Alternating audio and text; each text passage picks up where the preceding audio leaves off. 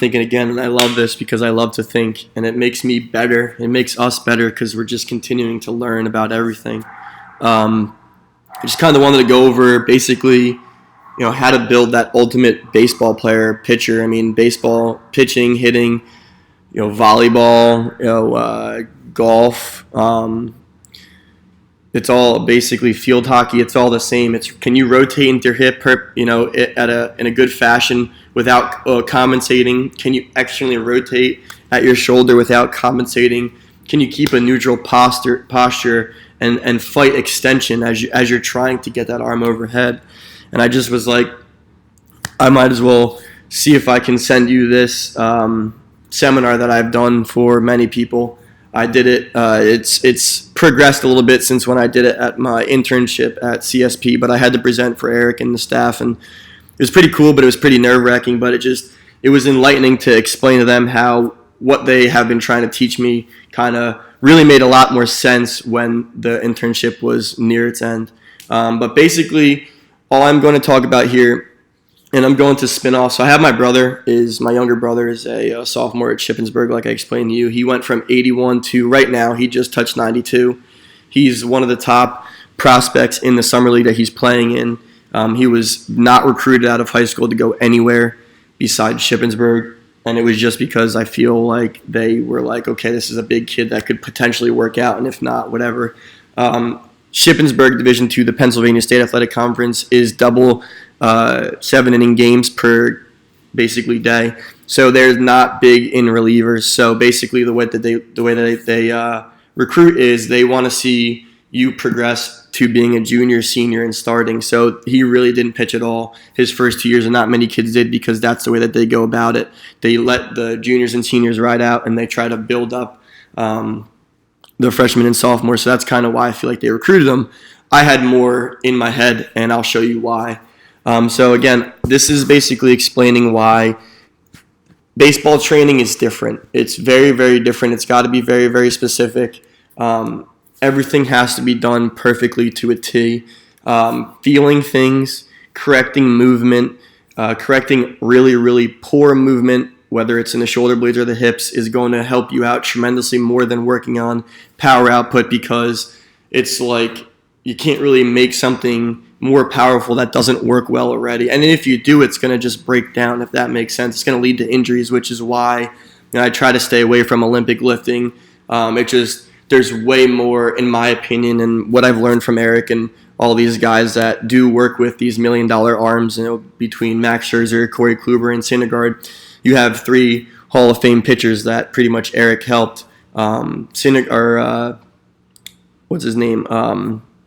Kluber was basically a nobody before Eric met him, and he had a lot of issues as well. And it's crazy to see how, again, Kluber's got one of the best strikeout to walk ratio every year because he's got so much control of his body, because that's what he works on. So again, I really, really take pride in teaching these kids how to move, how to feel their hamstrings when they're working on reverse lunges, how to not feel things in their lower back. And I'm going to start with this seminar that I've been doing.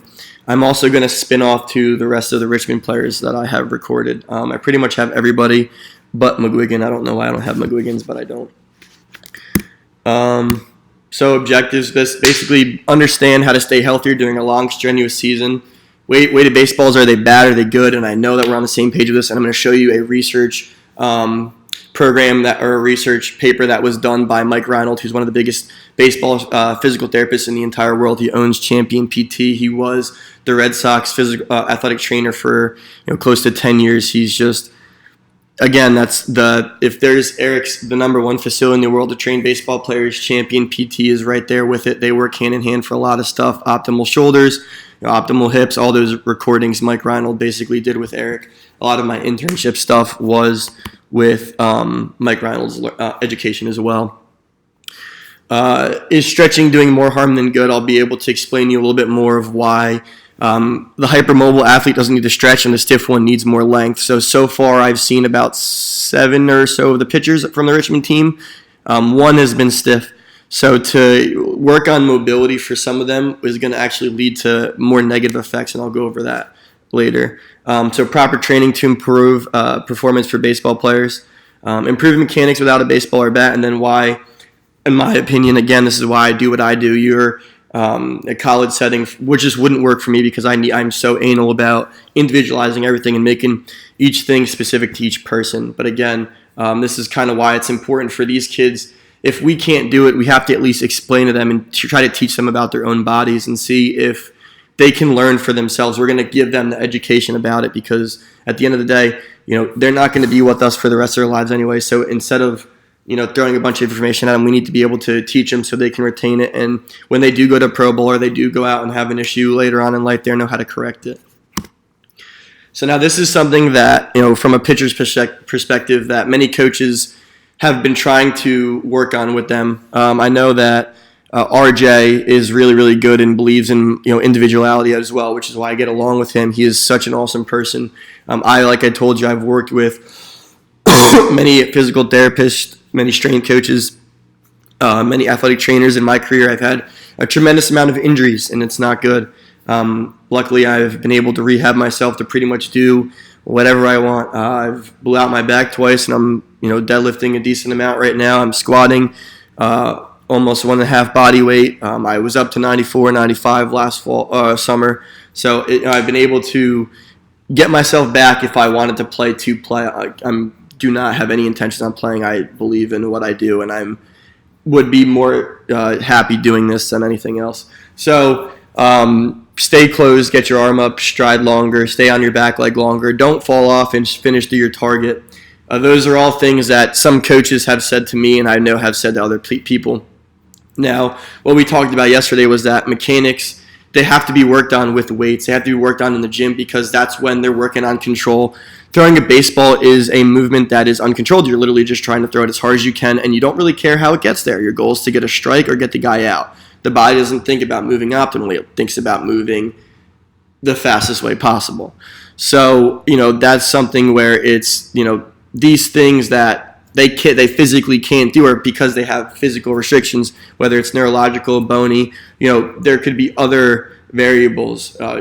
Who knows? But each person is going to have their own differences. That's why it's important, instead of trying to fix somebody and trying to make them somebody that they're not, to give them the understanding that they need to know who they are and what works best for them, and just basically get strong enough to resist any injury while they're doing that, and obviously perform at an optimal level. But lucky for this type of training, performing at an optimal level and staying healthy kind of goes hand in hand.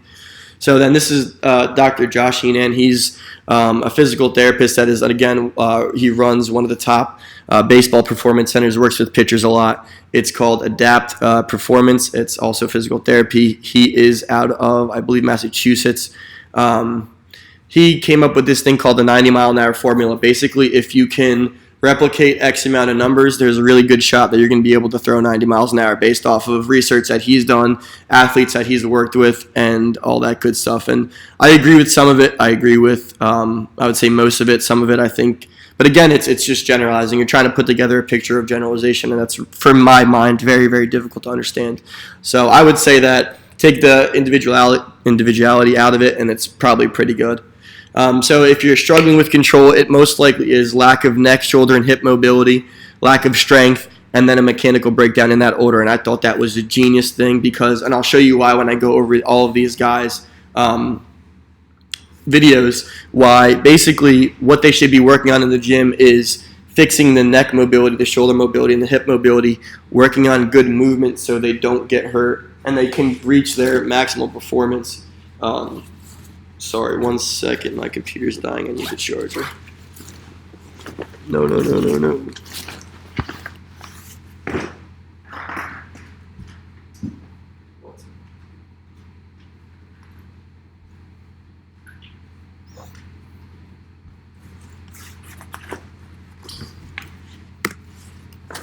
All right, so about me. So I played college baseball in New Jersey. I wasn't really recruited either out of high school because I was very undersized, but I kind of threw hard. But to be honest with you, I pretty much partially tore my UCL when I was like 12 or 13. I can remember having a lot of elbow injuries. Well, anyway, I was actually pretty good my freshman year when I put on some weight, but I'll show you here. I'm in a lot of really flat T-spine, but a crap ton of anterior tilt in my pelvis when I load. But anyway, pretty good. I broke a bunch of records my freshman year after I put on about 15 pounds. All I did was bench press, squat with my eyes up, leg press, and a bunch of single leg variations. A lot of back stuff, a lot of lat pull downs. I basically won rookie of the week, rookie pitcher of the week for the conference 4 times. I had below a 2 ERA for like my first 50 innings or 40 innings. And then I blew my arm out, and my elbow was completely shot. When I got my MRI back, the doctor laughed and said, "Dude, there's been no UCL in here for a little while." And I was like, that stinks. Maybe that's why my elbow always hurt. I had a crazy injury history before and after and during college. I blew my subscap out. I tore my hip labrum as well. On my left side, I've had FAI. Blew my back out twice. I tore my TFCC. I've had Tommy John. I've had another PRP injection in my elbow the following year. I was just basically a ticking time bomb. I threw really hard, and my body just couldn't control it. And not couldn't control it, but it just couldn't hold on to, the energy that it wanted to throw that hard, and just continue to break down. So when I had Tommy John 2012, I basically started researching and reading articles on what the heck was going on. I met with my athletic trainers at school, a physical therapist here and there, my surgeon, who was he's the Phillies doctor, and they all told me that my elbow was broken. Right, that makes sense. I had to get Tommy John, but I knew it was deeper than my elbow. For some odd reason, I just couldn't understand the fact that all this elbow rehab and all this forearm strengthening, yet my elbow still hurt. It just didn't make any sense to me. So I started finding out about Eric Cressy's stuff, and I started reading his stuff, and I got an opportunity to play in a bunch of summer leagues going into my senior year, so my 5th year. And instead of going and playing in other leagues, I decided to actually go down to Florida, play in like a brand new league that was closer to Jupiter, Florida, so I could train with CSP. And when I walked in, it was gorgeous. It was beautiful. It was the nicest thing I've ever seen. And I didn't know, but that was my interview. And I told them it's what I wanted to do with the rest of my life. The following summer, I actually interned there. So I interned summer of 2016. I was there for May, June, July, and August, a little bit of September. And then I came back and I became basically the co-founder of this new business where we worked with, I want to say, anywhere between 100 and 200 people a day. We had contracts with 3 organizations, softball, baseball, travel organization, and then another smaller baseball organization. So you figure each kid was on their own program. It was 90 kids in baseball, 90 kids in softball, and then probably 40 on the youth team. And sometimes they'd come in on every single day or every other day, and you're just like, they're coming in now and they're flooding. But we had a big space. I was renting space in a facility that was about 30,000 square feet. We had probably about 15,000, so it was a good space. We had 3 full-time coaches. It was me, another Cressy intern guy who worked at Seton Hall with the baseball team, and then a guy that worked at Parabolic, which is in New Jersey, which is big into NFL combine stuff. They work exclusively with the Jets and the Giants. Rutgers University, big time prospects have come out of there, so it's pretty cool. But that gave me a different perspective for just learning how to just get strong. This is just me presenting, all that good stuff. I've worked with a ton of baseball organizations and kids going to these schools or kids playing at professionally. Like I've mentioned to you before, the first kid that I ever trained went from 86, 88, sprained UCL, to sitting 96 in the spring. This is a perfect picture of how, over time, by just fixing how he moved, his mechanics kind of not only cleaned up themselves, but he gained more mobility, he gained more power. He went from pitching 6 innings at ECU with a hurt elbow to being Division II junior college pitcher of the year and a 7th-round draft pick. So to the right is a picture of him in the blue in his high school, and then this is him 2 years later with me. And then that's him in his single A with Pro Bowl. And you could just see how he really learns how to use his legs a little bit better and get more out of them. So we're going to go over that. It's just him signing a baseball. We'll skip that. I worked with Eric in a shoulder course. That was pretty cool. I got paid to do that. So now we're going to talk about basically what I see, what I look for, what PRI is. We'll go from there. But basically, pitching and hitting are the same. Don't let anybody tell you they're not. The hips have to rotate. The back arm has to externally rotate. The front leg has to be able to pull through. The adductor has to you have to be able to actively adduct into that hip. It's all the same. That's a right-handed version of Kershaw. They just switched it. All right. So staying healthy, assess correct load. Body has to be able to move the way it should move anatomically, and that's through breathing. We'll go over that. That's PRI. But basically, more load over capacity equals injury. Less load over capacity equals rehab, and capacity over load equals prevention. So you got to kind of find somewhere in between all three of those, which is why I think just correcting and cleaning up movement and then adding more capacity to it makes more sense than just trying to add capacity to poor movement. And we'll go over why. So this is a kid that actually called me on New Year's Eve. I'm not too sure if he was drinking or not, but he was like, dude, I've heard about you. I heard you're the guy that pretty much can help my elbow pain. I've had elbow pain for about a year. I don't know what to do, blah, blah, blah. It's like, listen, dude, I appreciate your call. Why don't you come in for an assessment? We'll take a look what's going on. So basically, this kid's going to doctors, and the doctors, again, try to do elbow rehab, but, they didn't really ever take off his shirt to see what his shoulder blades look like. Again, the ball is basically supposed to sit on the socket, and the socket's controlled by the scapula. So the arm should technically be controlled by the scapula. So whatever the scapula is going to do or doesn't do, the arm is going to continue to do or do with. So I'll show you what I mean by that. So basically what we're going to go over here is one of my first shoulder assessments. Obviously, to have their athlete take their shirt off, I need to see what their posture looks like.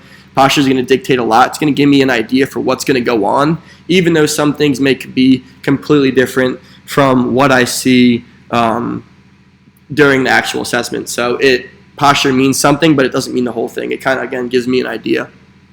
So this is called standing shoulder abduction. This is basically if you think about it, the pitcher taking his glove out of his arm to kind of cock back into external rotation and then rotate and throw. This is the same movement. So we're going to see what his scapula does. If it has any control, does it move the right way? Are there muscles lacking? Blah, blah, blah. So the first thing that we can see in his standing posture is he actually lacks posterior tilt. So from a side view, he was going to have an interior tilted shoulder. I would venture to say the head of the humerus is going to migrate anteriorly out of the socket a little bit, just because that's typically what goes on. A slight right shoulder difference. You can see kind of the position of his spine here, where this crease is a little bit higher than this one because he is kind of rotated into that right hip a little bit. So then this is going to explain a little bit more about the concept of eccentric control and what I mean by that and why it's so important during a throwing motion. So let's just take a look at what his shoulder blades do here.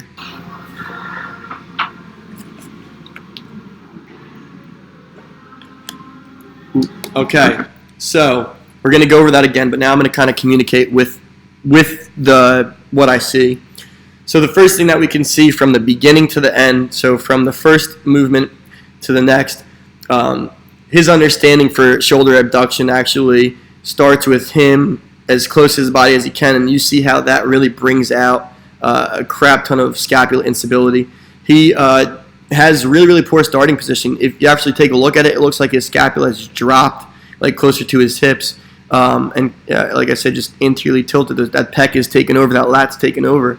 Ideally, you take a look at the mid-spine, the middle of the spine, and the scapula should sit about 3 inches away from the midline, and it's actually really, really close, probably like about an inch or two. It's not as far away as we want it to. It's just lacking good upward rotation. So we're going to go from the beginning again. Just see the difference there. That's crazy. Again, that's going to be a bad issue when he tries to throw and gets tired and doesn't really think about this stuff. So the first thing that we're going to really see is how his scaps kind of not even pinched together, but they don't move. Their first movement isn't up. It should be up. They're lifting their arm overhead. So they kind of nab together.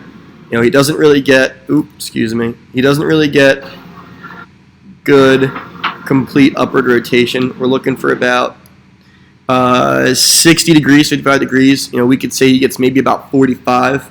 We'll take a look at how, again, everything is kind of shifted to the right side. You can see how this arm kind of sits differently compared to this arm, this shoulder. Upper traps don't really elevate. He doesn't get full upward rotation because of that as well. Slight protraction, but not as much as you want to see.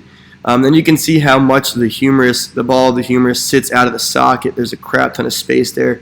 Those deltoids are really holding on for dear life because the cuff really isn't working. It's not really getting good upward rotation.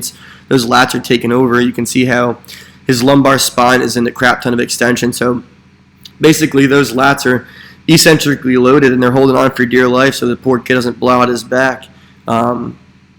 We'll go down, and you can see how on the way down, the right scapula virtually does whatever it wants to. It's got zero eccentric control. So by teaching this kid eccentric control of his scapula for downward rotation, he's going to see significant results of staying healthier and throwing harder. And he actually did stay healthy. Crazy story.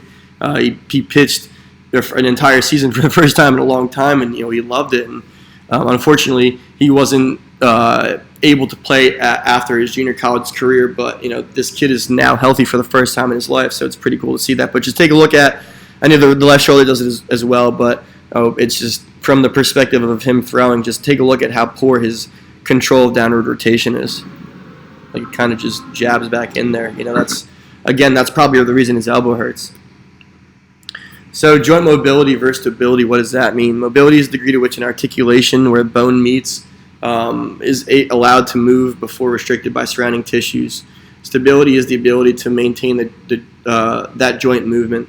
So now what I see is a lot of these kids that are hypermobile have a crap ton of passive range of motion, whether it's in their hamstrings, whether it's in their shoulders. I was one that had a lot of passive movement through my elbow, like we talked about. But they don't have enough active range of motion in that. So, for example, if I bring somebody's foot up over their head to kind of see their hamstring length, I can bring somebody, way past 90 degrees, but then I ask them to do it, and they can only get to 70 by themselves. We know that there's some serious control issues going on there, and again, that's going to lead to poor performance on the mound, and who knows, possibly an injury because they can't control what they're giving out. That's another thing where somebody throws too hard but can't control it. That's pretty much what we see, and then they get hurt.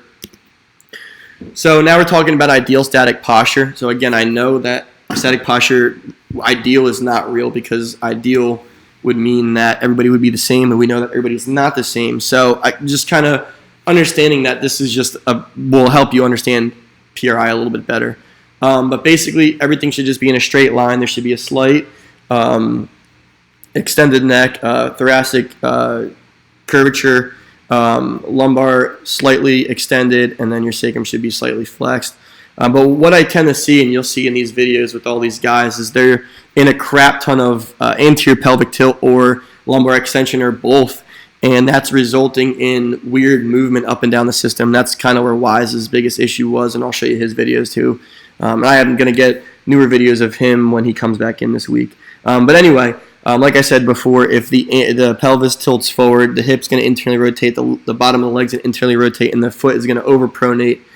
We know that if the pelvis rolls forward, the quad muscles tend to get short and tense.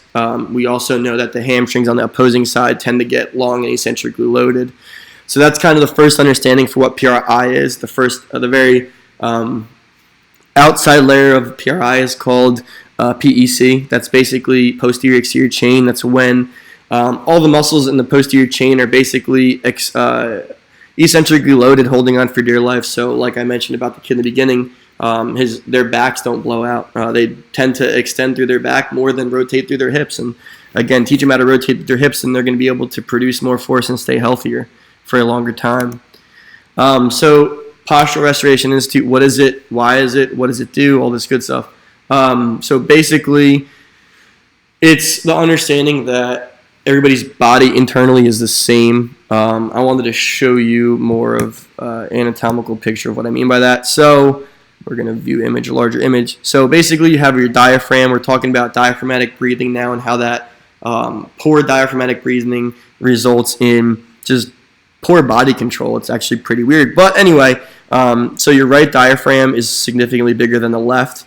You have a right liver, and then you have a left heart. So basically everything is always shifted into the right hip. You take a look at people, they always kind of shift into the right hip. The diaphragm on the right side being bigger, so it's actually going to be used more throughout the day, so it's going to be overused. So we need to learn to get air into our left side, which is something that we're going to go over as well, and that kind of should reset the system, specifically for baseball players. Where is this? So basically, PRI is four poorly articular chains. This basically means many joints put together, and they're going to classify it as one chain. So you have the TMCC joint, chain. That's something that we'll never go over because I don't know enough about the jaw. I don't really understand the muscles of the face. I have seen somebody, crazy story, I have seen somebody gain all their mobility back by putting in a stent in their mouth, like kind of like a specified mouthpiece for their teeth to connect, to touch a certain way. Your teeth have parasympathetic and sympathetic responses to your nervous system as well. So that's a story for a different day. I saw a mother cry because for the first time in her life, a kid had no pain when he stood up after throwing a baseball. So basically, the diaphragm connects two chains, the AIC and the BC. So the BC is basically the brachial chain. There's the brachial nerve kind of complex goes down your arm into your elbow, into your pinky and your ring finger, and that's where all those nerves connect. So you get somebody where they'll have to get an ulnar nerve transposition, they'll have to move their nerve, or thoracic outlet syndrome, they get numbness over their head. That's kind of where that chain comes in. And then the AIC is, again, like an anterior pelvic tilt. That's typically where all the quad muscles are tight, or the hip flexors are tight, and then the hamstrings are eccentrically loaded. And then, like I said, you have the PEC, which is the back, where that's kind of just bringing them to a crap ton of extension. Now, here's another thing that you can think about, which is where everything gets more confusing. So those are the basic layers, the top layers that you kind of have to understand first before you can understand the deeper ones. But for every AIC, it typically shifts into your left side, so that's where you see a lot of left rib flares. I'll show you in the video. Oh, that's pretty weird. I've never seen that. And then you'll see, if you see a left AIC, so again, the pelvis is dumped into the right side, and the left rib's flared up. That's a right BC. Again, that's way deeper. That's just gonna lead to a bunch of different issues as well. That's kind of where you see lack of internal rotation to the right hip because the pelvis is dumped into internal rotation, and then you lack internal rotation in your right arm because that left is flared up, and you lose good movement through your scapula.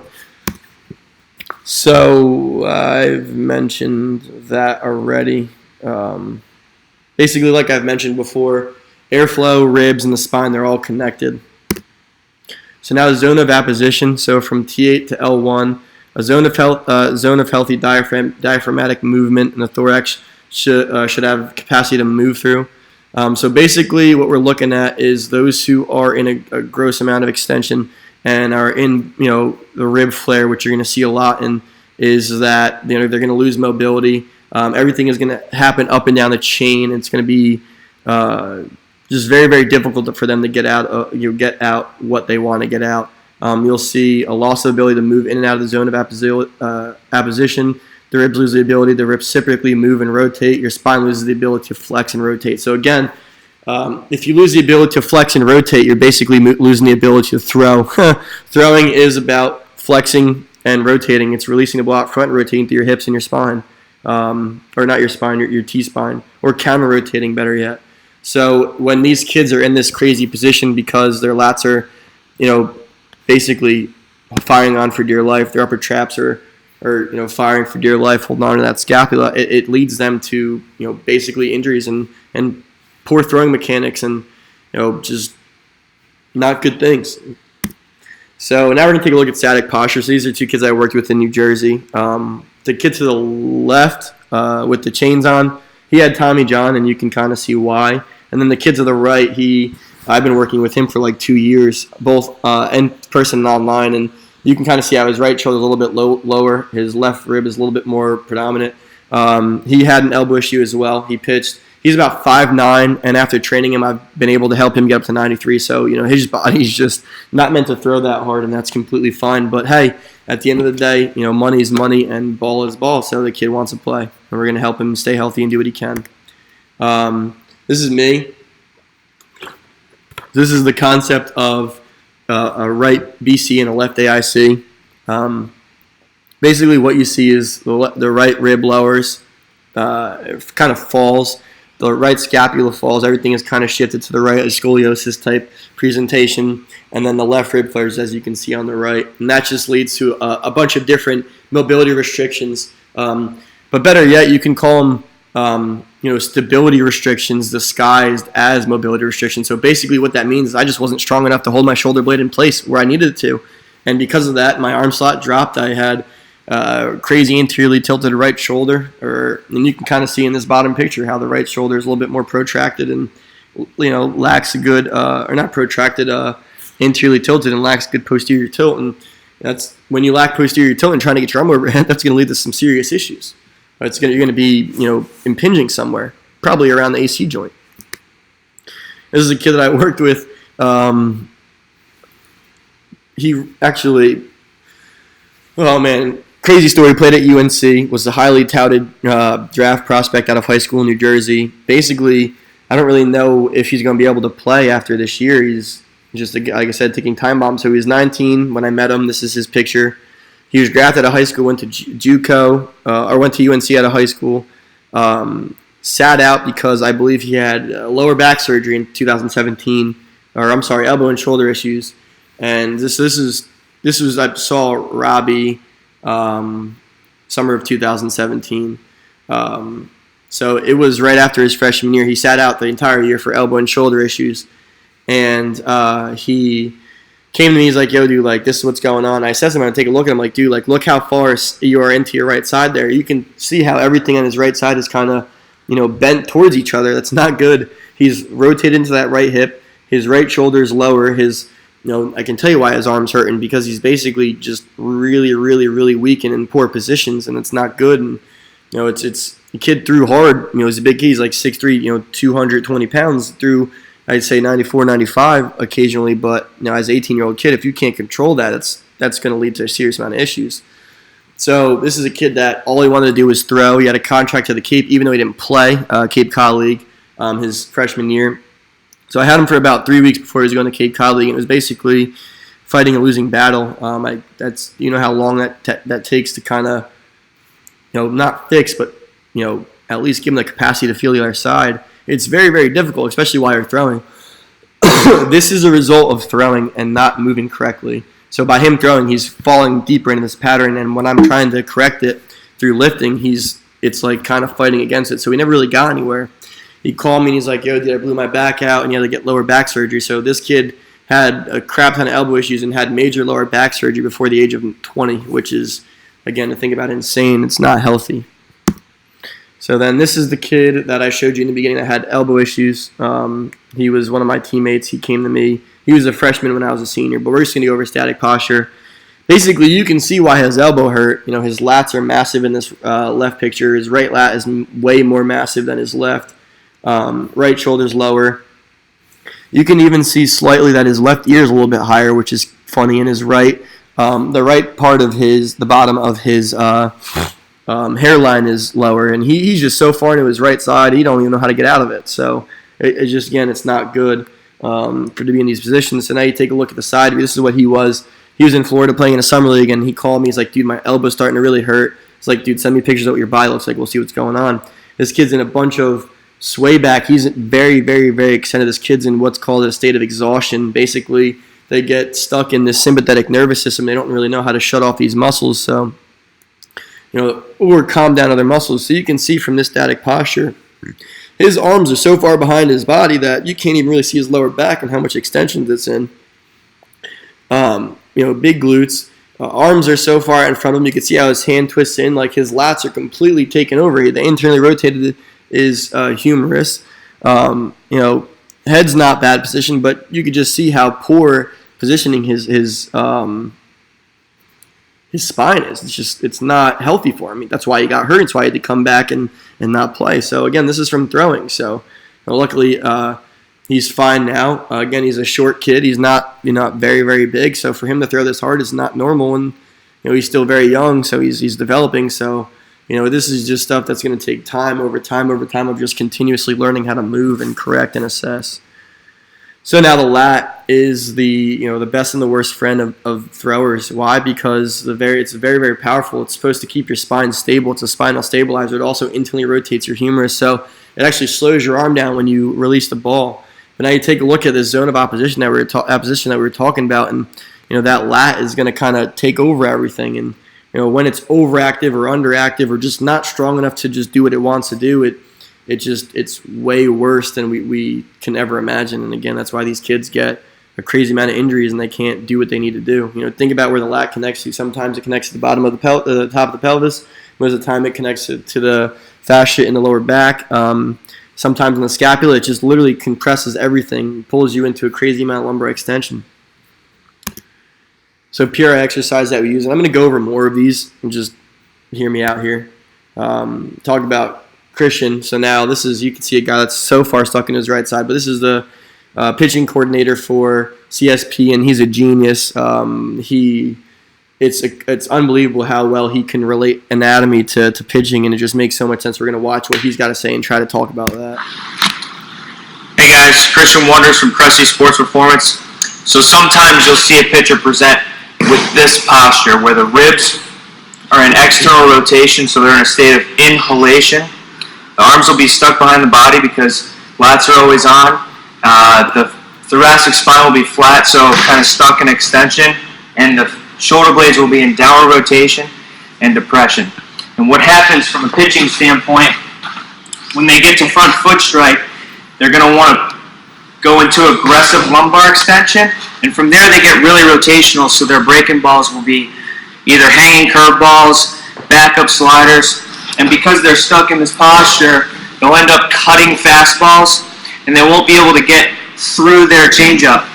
So what we want to do is we want to work on reaching exercises in the gym, maybe some breathing stuff to help calm down those lats, get those ribs in a better position, and some anterior core control exercises, so that way when they get here to front foot strike, they can keep this down and make an efficient turn to stay behind the baseball. Now also, because of this posture, you'll see that my weight is shifted anteriorly, and what will happen with that is guys will want to load their quad.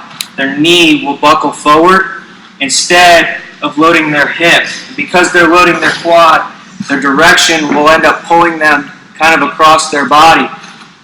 So what we want to do is we want to coach them into getting into their back hip and then driving that front foot down into the ground, so that way this knee's not shooting forward.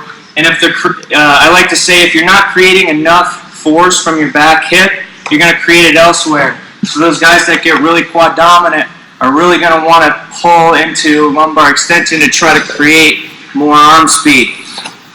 And also, people would argue that you need to get into that position in order to load your scaps. But there's a difference between getting into a good scap load and getting into a scap load with lumbar extension. So just keep that in mind when pitchers present with this posture. Yeah, so that's kind of everything that I've pretty much talked about right now.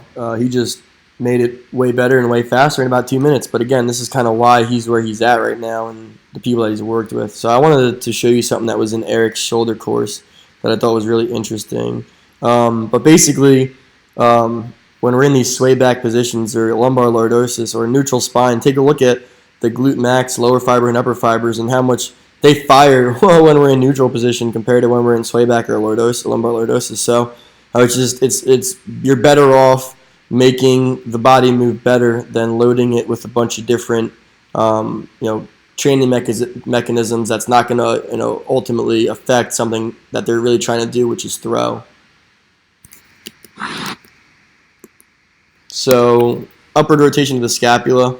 Like I said, it's 55 to 60 degrees. This is me. I don't get it either. Again, look how big my deltoids are. That's not good. It's the deltoids are gigantic because the rotator cuff doesn't work. The rotator cuff's job is to keep the ball on the socket. That's its first and foremost job. Secondary is basically external internal rotation. Again, pretty much every muscle's main goal is just stability. It's holding whatever the position is. So the cuff's job, the infra, the teres minor, the subscap, the supra, all of their jobs is basically keeping the ball on the socket and not letting it basically break off or fall off.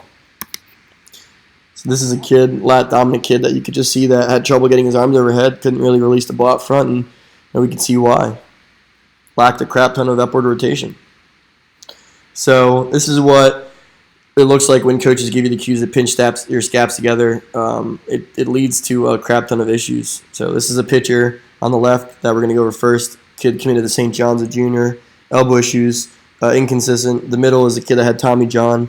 And then the kid on the right is the head scouting director for the Seattle Mariners' son. He is a righty catcher going to Virginia Tech. So poor eccentric control on the right side. Scaps don't even move as the arms go overhead. That's not good. You are definitely a scap loader, my man. That's just him moving through the humerus and not understanding that the scaps are moving. So same thing there. You can kind of see how his scaps pinch together, poor eccentric control.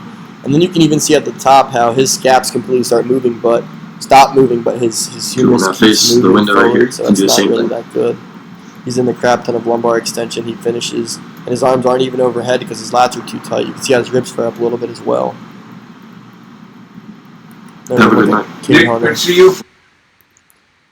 Ready? Yeah. Oh, let's go back. Have a good night. Ready? No, I guess Yeah. not. This is Denny on the left. He's not bad. He just lacks good elevation. You can see. This is the kid that plays for the Angels. Can't get his arms overhead either, but he's a big dude. You can see how he kind of sways back there a little bit when he tries to bring his arms overhead. Let's watch that Ready? again. Yeah. So watch as he faces the door or the opposite way. He brings his arm overhead and he kind of shifts his weight back a little bit. You can see how his head kind of dips forward a little bit. It's kind of funny, but that's, again, he had an elbow issue as well multiple times. Again this year in pro ball a little bit because I didn't get to work with him as much as I moved. But I started writing his programs off-site. But again, if the kids aren't coached correctly, it doesn't matter how good the program is. So this is a kid, Jason. He goes to Villanova. So you can see just from the beginning a picture how much a lumbar extension he has getting his arms overhead. I mean, his heels are like 3 inches behind his head. Like, that's crazy. Ribs flare up, so we're going to go over his video. Ooh, I can't do that. Yep. And he knows it too. Okay. He's a kid that's very intelligent, racing major at Villanova. I kind of have known him for a long time, and he always believed in what I did because he knew how important it was. So now you can even see how, we'll go over his video again, but when he brings his arms down to by his side for eccentric control, he actually goes into a bunch of shoulder extension, which means that he uses his lats to get overhead, but we know your lats have nothing to do with getting overhead, so let's watch that again. Yeah. Ooh, I can't do See that. that? So he kind of drove back into a bunch of shoulder extension. This is a kid that I worked with, one of my good friends as well. Thoracic outlet syndrome, sprained UCL hip impingement, rotator cuff strain, and strained upper trap. He actually just could never stay healthy, threw really hard out of high school, never ever pitched in college. Great kid. He was very unfortunate because he just didn't prepare the right way. So this is a kid that was told to get his arm up, and he just had physical limitations, and it was making everything worse. So Good. See how high you can go. no shoulder flexion whatsoever. Can't get his arms all overhead. Probably going to hit a nerve in his shoulder when he goes overhead. Just no understanding. Over tight lats. It's just, again, poor positioning. So this is a kid that I worked with who's an All-American this year. This left video is him with a sprained UCL. Probably he just came off of a PRP injection. And on the right is around Christmas time. Just working on feeling and movement with him. I could show you his videos, which I actually want to go over his assessment videos and how just basically he throws 96 right now. He's an All-American, but his mechanics report he didn't get drafted because they look like he's going to get injured, and I'll show you why. And I didn't realize it, but I went over his assessment again. I had him send me videos, and he just has no idea how to move. He's so much farther stuck in his right side now this time around than when I recessed him than he was here, just because I guess he threw harder and threw like 90 innings this year. It's difficult. So that's him afterwards. You can see how he gets more upward rotation compared to here. But you can see how he can't even get his arms overhead. This is the first video. I don't know why I played second. But there's no idea. You can see how his elbows are slightly flexed too. So it's like, those lats are really jabbing on that. And it's creating changes up the arm. This is hip mobility. take a look at a kid that's 12 and had elbow issues, you can see that that left hip virtually has no mobility, but the right does. It's pretty crazy how that works out. So during the baseball season, players will lose core stability. They'll become more extended through their spine because they just get weaker. They get tired. They lose upward rotation of the scapula. They become more extended through their spine because their lats get tight, and then their lats are going to pull down on their scapula. Because they lose good mobility through their shoulders and they lose control of their core and their lats become tight, they're going to dump into anterior tilt and they're going to pull back into a crazy amount of extension rib flare. Basically, they just lose the capacity to feel and move just because all they do is just throw. So proper training equals proper movement. Basically, train to understand anatomy. So everything I do is based off of good anatomy understanding. There's 17 muscles connected to the scapula. If you don't know them, it's going to be hard to understand how to teach you how to move. Plane specific over movement specific. Arm care, scapulohumeral rhythm. Eccentric control is very, very important, and masic is gas. At the end of the day, they need to get stronger, but they need to learn how to move first. So rib cage positioning is going to affect scapular positioning, which is going to affect the glenohumeral congruency between the ball and the socket, which is going to affect hand position at ball release and then punch outs, which is in one of the articles that Christian, the CSP pitching guy that we watched a video of, wrote for Eric, and it was a genius. And I just, again, it's unbelievable how much he knows. So scapular stability, go over those. Trap raises, landmine presses, serratus wall slides, my brother. Regular wall slides with posterior tilt, a lift off, back to wall shoulder flexion to learn how to get some lat length, yoga push-ups, and then for like more neurological control, overhead med ball taps.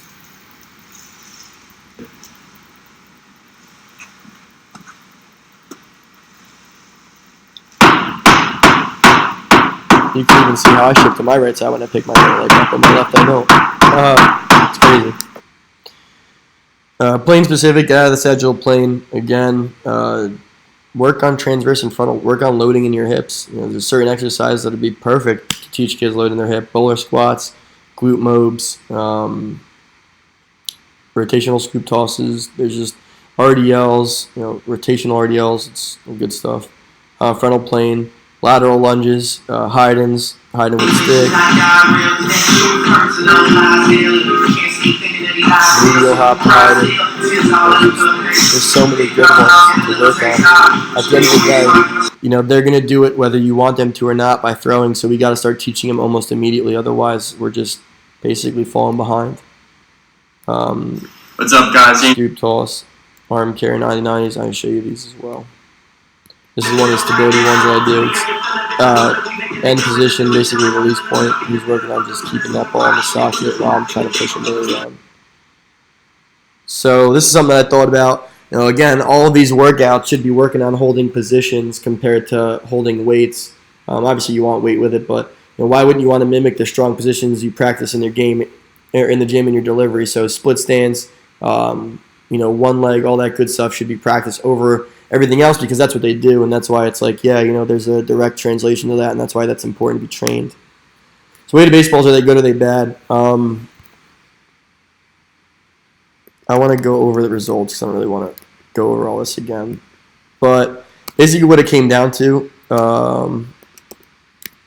baseball, they do not increase shoulder strength.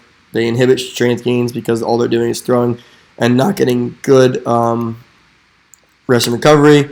There was no increase in arm speed or strength.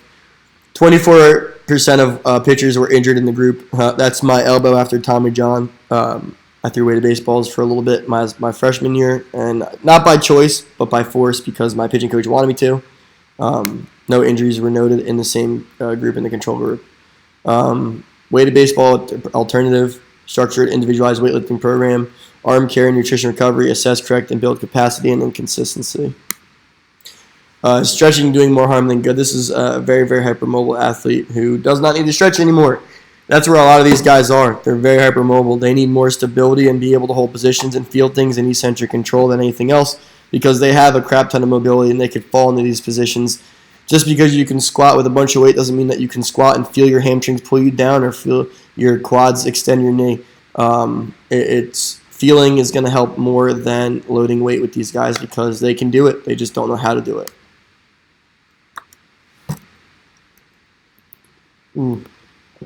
This is a good one. So this is my brother improving his mechanics without a ball or a bat.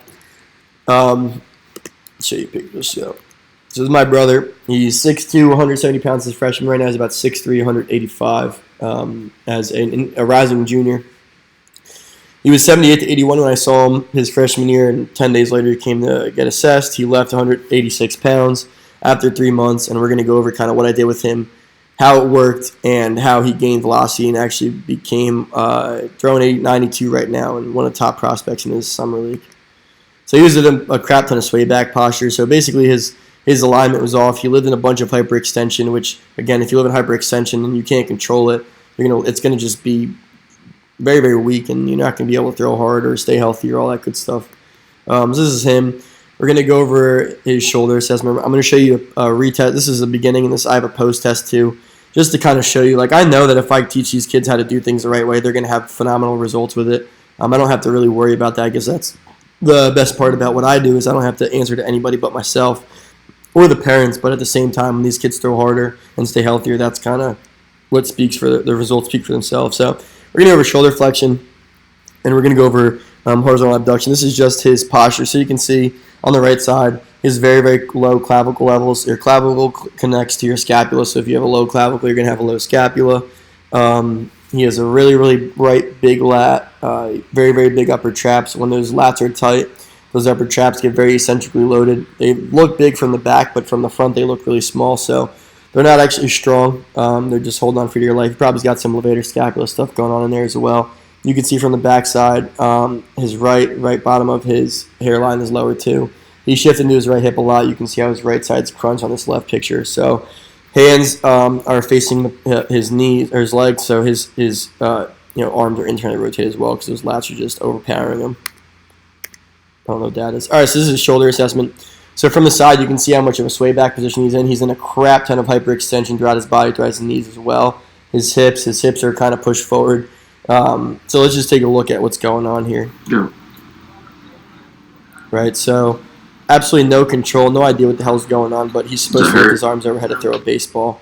How do you think he threw? With a crap ton of control issues. Well, you can see why. He's got no control issues, or he's got control issues, and then we're going to take a look at his horizontal abduction, and we're going to see why. He's got even more control issues, and this is going to be really, ugly to look at, but his right scapula has no control. It barely ever moves. It's no eccentric control whatsoever, but sometimes the scapula doesn't even move when his arm goes overhead. So we're going to watch this from backside. Go. So zero eccentric control there, right?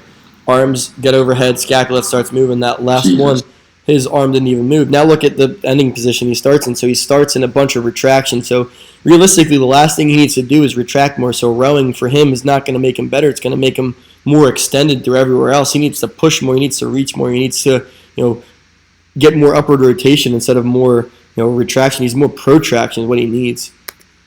So as you can see, what he looked like is what he threw like. So he's got a right side crunch when he threw. He got a right side crunch. So that's a video of him throwing. I don't really want to see that. But, again, when we're in this extension posture and our knee or our femur internally rotates, our knee is going to cave in. We're not going to be able to rotate all the way through our hips. We're going to hit a block and then elbow, blah, blah, blah.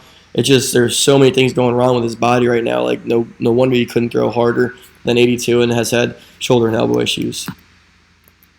This is what his program looked like. I can go over that with you as well if you ever want to know that. This is what he looked like when he was done.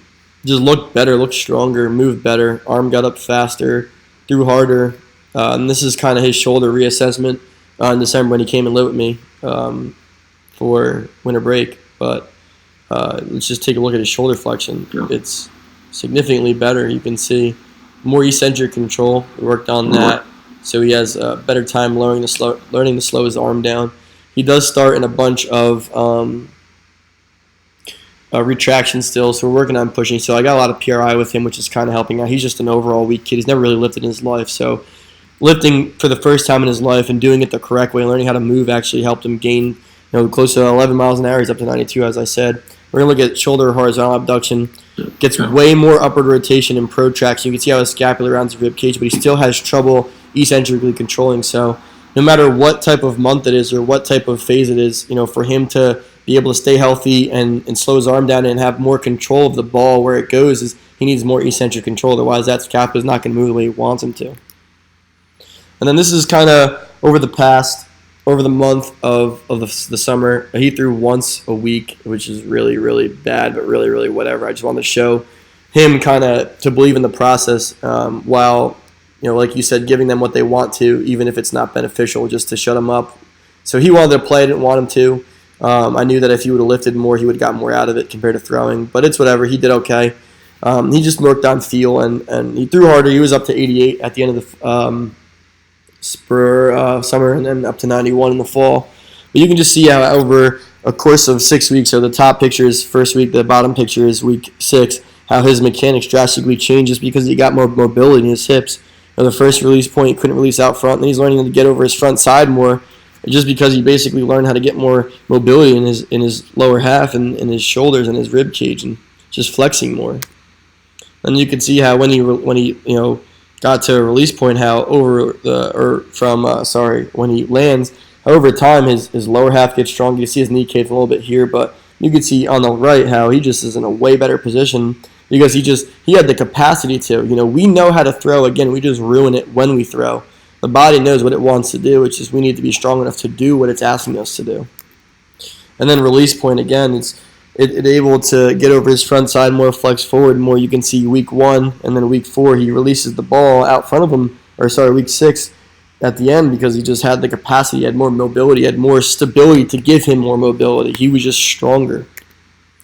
And then that's his big mechanics. And then this is kind of my testimonials. But I've worked with some cool guys. I've thrown... Alright, so let's go over these guys. Let's go over Wise. So this is static posture. It's really funny because Wise is a lefty, but you can see how far stuck into his right side he is. His right shoulder is really low. His ribs are flared out. His arms start way, way, way behind his body. You can see that just from the view of it. So we're going to go over some of his videos. Let's see.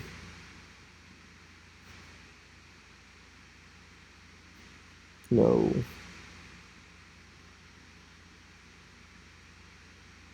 All right, so this is shoulder flexion. So the first thing we're going to take a look at is just how much extension and sway back he lives in. That's just from, again, throwing and Olympic lifting variations and just not being able to control his body.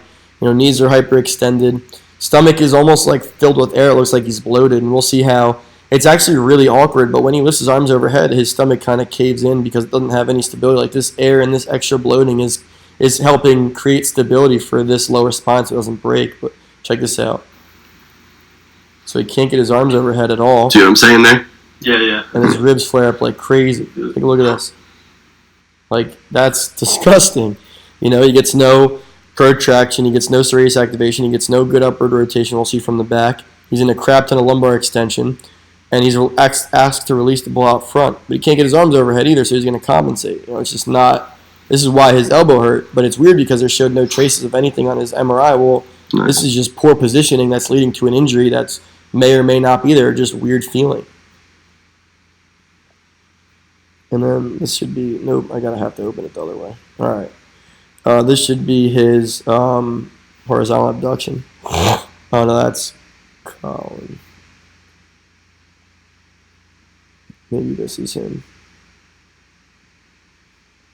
Yeah, this is him. All right, so you can just see how there's some shadow, but you can see how he just... let's take a look at it afterwards. So poor eccentric control there. Scaps don't do what they want to on the way down. Right one especially. Let's look at the top view.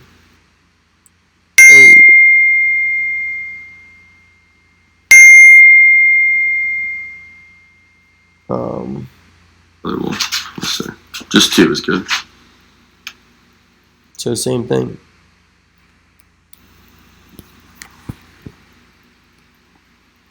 It's not good. And I'll show you the new videos of him, but it's night and day.